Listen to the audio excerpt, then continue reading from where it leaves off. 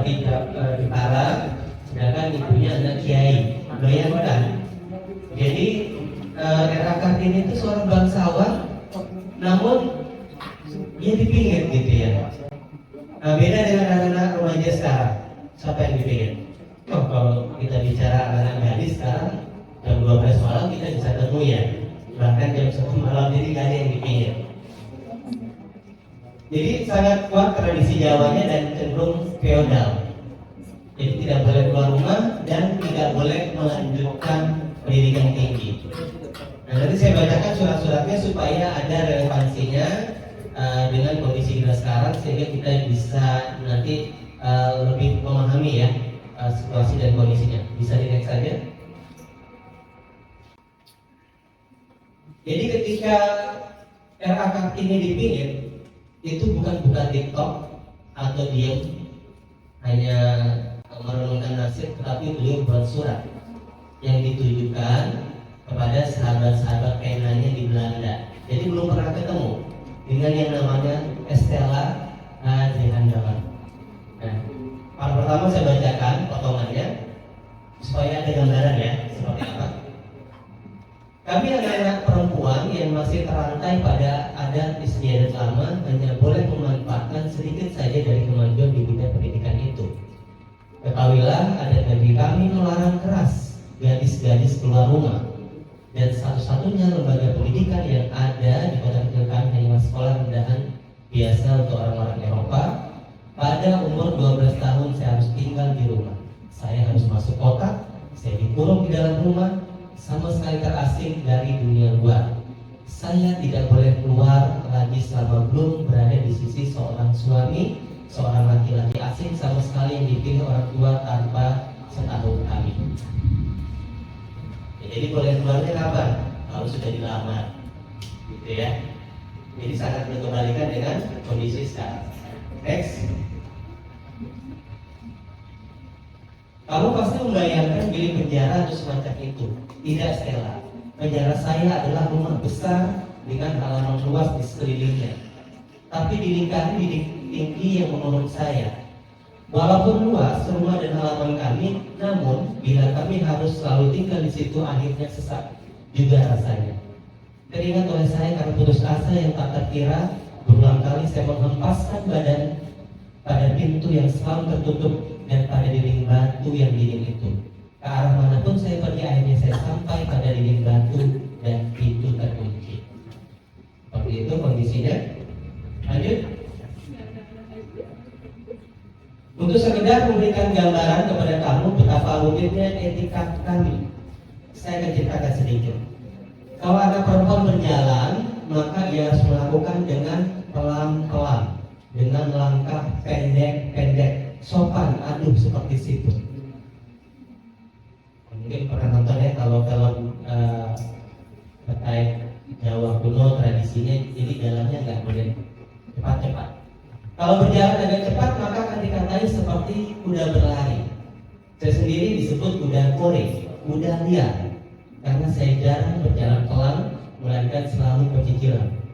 Dan karena satu dan lain hal lagi saya dikatai juga, sebab saya sering sekali tertawa terbahak-bahak dan memperlihatkan banyak gigi, itu dianggap perbuatan tidak sopan.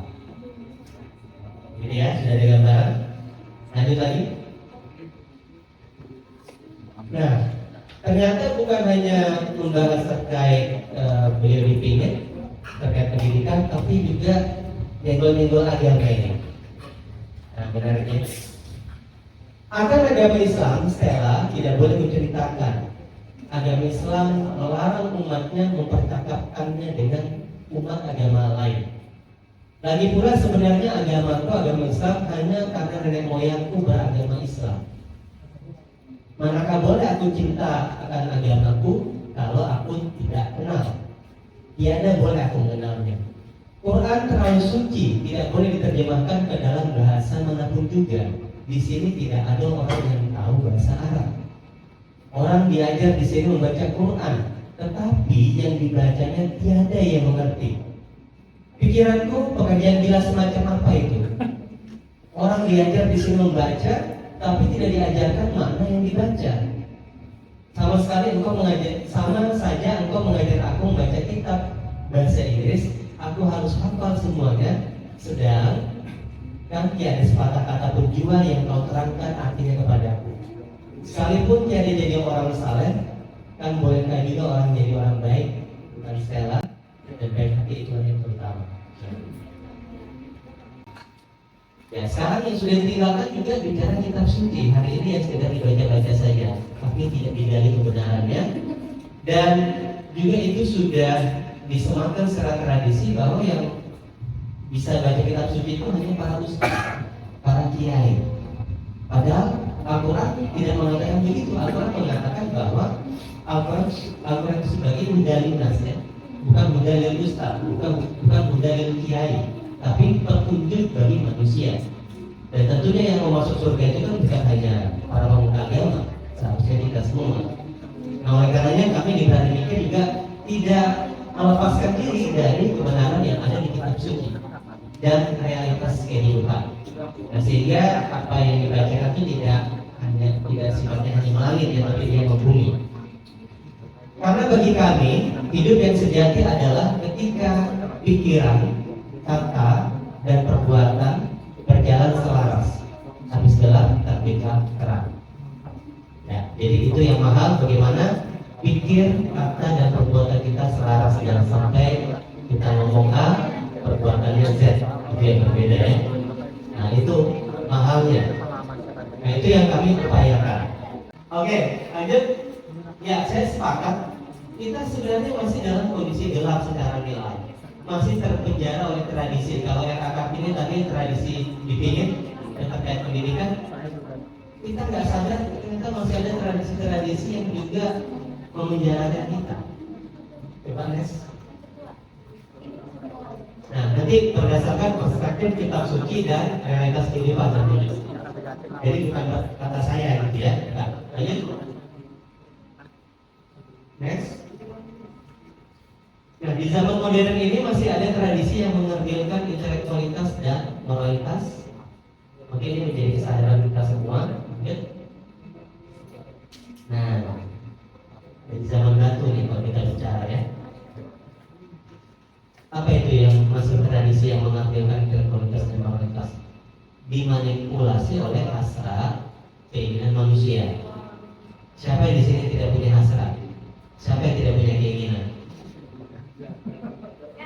Ada ya? Nah, dari zaman Adam sampai sekarang, bahkan 1000 tahun kemudian itu tetap ada. Tetapi kenapa hasrat itu justru bisa memudaratkan kita? Nah, nanti kita yang bahas. Lanjut.